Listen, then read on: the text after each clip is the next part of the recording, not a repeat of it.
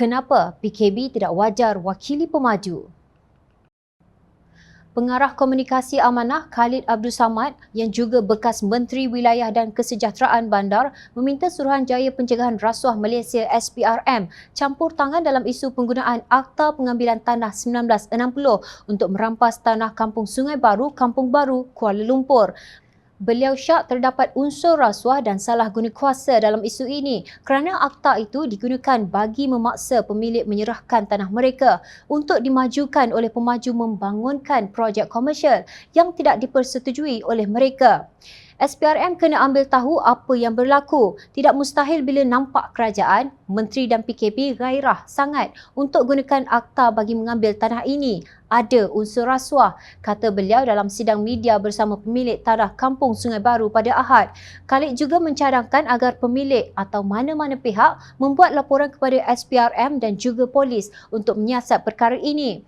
Menurut Wakil Penduduk Azlam Mustafa, perjumpaan libat urus untuk menyelesaikan isu tanah Kampung Sungai Baru, Kuala Lumpur 7 Jun lepas gagal kerana pihak Perbadanan Kampung Baru PKB bertindak mewakili pemaju dan tiada seorang wakil daripada pihak pemaju hadir.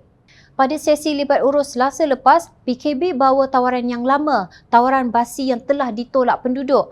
Malah yang menghairankan, PKB bertindak mewakili pemaju, bukan memihak kepada penduduk dan pemaju terus berselindung di sebalik Akta Pengambilan Tanah. Katanya, Warta Seksyen 4 dan Seksyen 8 Akta Pengambilan Tanah 1960 dikeluarkan dalam tempoh hanya 4 hari iaitu 18 Jun dan 21 Jun tahun lepas ketika negara sedang berdepan Perintah Kawalan Pergerakan. Seksyen 4 menyatakan kawasan Kampung Sungai Baru bakal diambil untuk menjalankan kajian pembangunan, manakala Seksyen 8 memaksa penduduk keluar daripada tanah mereka dengan diberi pampasan.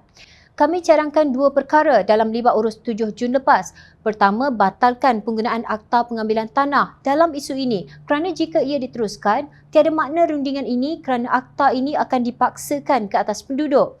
Yang kedua, kami bawa penilaian yang dibuat oleh penilai bebas dan kami menuntut tanah kami dibeli dengan nilai RM1,500 sekaki persegi. Ujar Azlan, pemilik tanah Kampung Sungai Baru hanya ditawarkan RM450 sekaki persegi oleh pemaju. Dalam hubungan ini, Khalid berkata, jika kerajaan membenarkan pengambilan tanah di Kampung Sungai Baru ini diteruskan, ia akan menjadi duluan yang cukup bahaya bagi mana-mana pemaju yang mahu membangunkan sesuatu kawasan pada masa akan datang.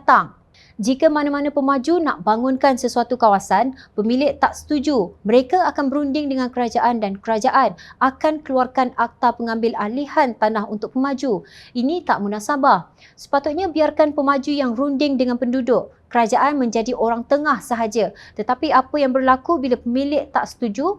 Kerajaan guna undang-undang untuk ambil tanah untuk projek komersial. Paksa pemilik tanah terima. Katanya, beliau bercadang akan mendesak agar Perdana Menteri Datuk Seri Ismail Sabri campur tangan bagi membela penduduk di situ. Pada masa yang sama, beliau bersetuju dengan kadar yang dinyatakan oleh penilai bebas itu kerana semasa Kerajaan Pakatan Harapan mahu mengambil tanah di bawah Malay Agriculture Settlement MAS yang mempunyai pelbagai sekatan pun, nilai yang kerajaan tawarkan adalah RM1,000 sekaki persegi. Ini tanah pegangan bebas, bukan ada kawalan sebagaimana tanah MAS. Ini prime land di tengah bandaraya Kuala Lumpur. Jadi harga yang dinilaikan itu wajar, tegasnya. Apa yang lebih menggemparkan ialah pendedahan Khalid bahawa pengerusi PKB adalah timbalan Ketua UMNO bahagian Titiwangsa, Datuk Effendi Zahari yang telah diisytiharkan bankrupt oleh Mahkamah Tinggi Shah Alam pada 11 Oktober 2021. Ini maklumat yang saya terima dan pihak yang memaklumkan kepada saya dan juga beri dokumen yang menyatakan bahawa Effendi bankrupt. Kalau sudah bankrupt, macam mana dia boleh pegang jawatan itu? Dakwa Khalid. Menurut beliau, cara yang dibuat pada Jumaat 10 Jun lalu. Dokumen yang dikirim kepada Jom Channel menunjukkan status bankrupt itu dikeluarkan oleh Datuk Anita Harun, Ketua Pengarah Insolvensi pada 11 Oktober 2021. Laporan bernama menyatakan Effendi Zahari dilantik sebagai pengerusi PKB untuk tempoh 2 tahun berkuat kuasa 19 Oktober 2020. Menurut Jabatan Insolvensi Malaysia, setelah diberikan perintah kebankrapan. Individu yang bankrupt hilang kelayakan daripada memegang sebarang jawatan dalam mana-mana badan berkanun, koperasi berdaftar atau organisasi. Justru masihkah beliau layak untuk terus memegang jawatan sebagai pengerusi PKB? Bagaimana pula dengan keabsahan semua mesyuarat yang beliau hadir selaku pengerusi PKB setelah pengisytiharan bankrupt tersebut? Bukan hanya PKB tidak wajar mewakil pemaju kerana ia institusi milik kerajaan, FND juga tidak layak mewakili PKB jika benar beliau dalam status bankrupt. SPRM sila mulakan siasatan. Hentikan penganiayaan terhadap penduduk Kampung Sungai Baru. Jangan lupa, rakyat sentiasa memerhati.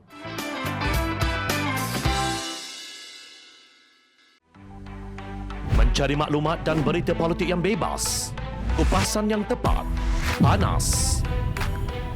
Dapatkannya secara eksklusif hanya di Jom Channel. Komitmen kami, rentasan berita Isnin hingga Jumaat. Melalui bicara dan isu semasa, kami garapkan secara langsung. Panel-panel berkaliber dan profesional. Interaktif, pandangan anda kami raikan. Jangan lupa bersama kami di setiap hujung minggu dalam edisi khas mingguan. Jom Channel, moving forward, sharing a new experience.